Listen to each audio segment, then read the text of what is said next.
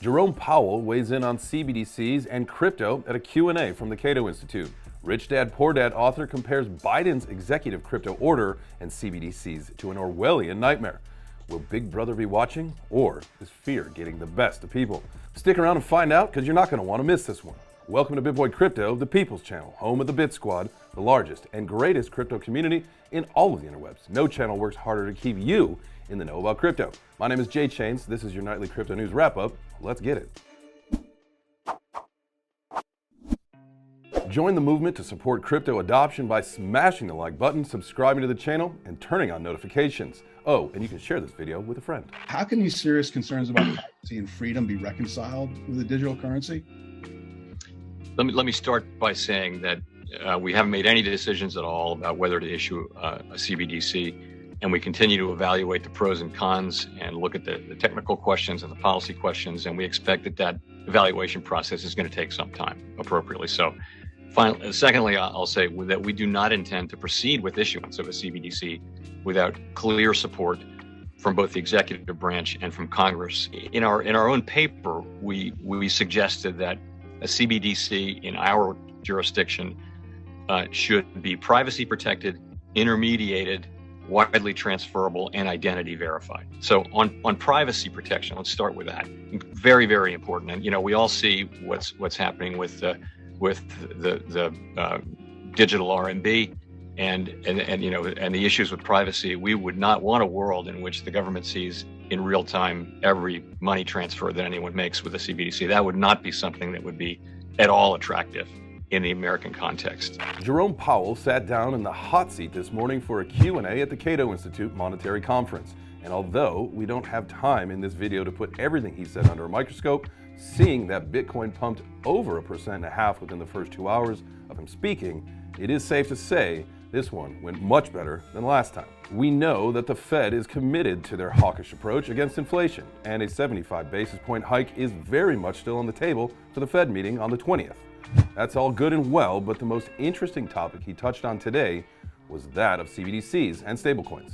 It's a surprise to hear that they are still undecided whether or not they will issue a CBDC, and it's even more of a surprise to hear that they're focused on the importance of privacy. The truth is, guys, Americans want financial privacy, and they don't want the government to know about every transaction we make. That's the biggest fear. Because in the next story in this video, you're going to hear the case on why some people believe CBDCs could be the first domino in an Orwellian nightmare. Powell also touched on that they don't want to get in the way of innovation with established stablecoins, but obviously they do want to regulate them to protect investors. The gist of his thoughts are, if it looks like money and works like money, it should probably be backed and regulated like money. Kind of a hard point to argue, and stablecoin issuers agree. Well, at least we all agree that crypto is an asset class. Also, if stablecoins were properly backed, they could be a legitimate part of the financial system. Do you think that's bullish for crypto? Or is that taking it too far? Let us know down in the comments. Has Powell's speech affected price action today? Let's pass it on over to Frankie Candles for a little market watch. Thank you, Jay Chains. All right, guys, let's jump in and do a little market watch here. We've got Bitcoin coming in at $19,328. Ethereum coming in at $1635. Now, I do want to bring you over to the charts, guys, because right now we have two things happening. This is the 15-minute chart, but we are holding our key level of resistance that we've been talking about in these videos for quite some time, and that is the value area low at 18,825. Now, number one, we're holding this as support, which is a good sign, and we are also approaching very, very important resistance. If we are able to break this resistance, if we turn on the VPVR, you will notice that there is a big gap in volume here. And typically when you see these gaps in volume, as you can see, once you break the level, they do typically result in a very fast move through the low volume area.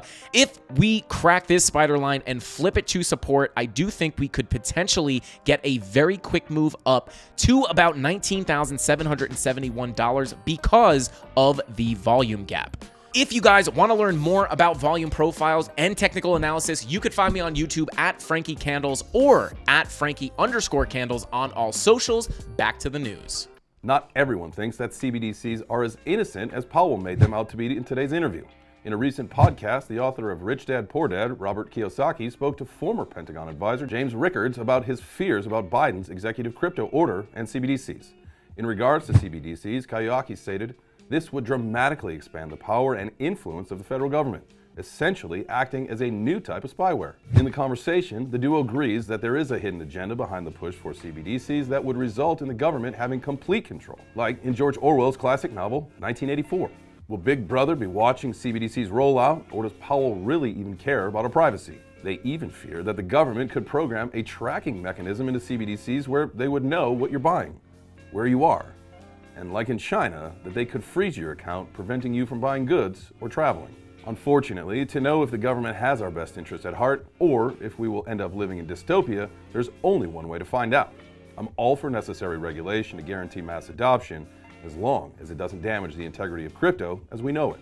We all saw the fallout earlier this year because of the Luna crash. We saw big players in the space like 3 Arrows Capital, Celsius, Vault, and many others take a dive they'll never recover from. And according to Vermont state officials, it turns out that Celsius has been insolvent since 2019. With necessary regulation, that couldn't happen, and those investors that lost wouldn't have been in that position in the first place. Well, that's all I got. Have a great rest of your night.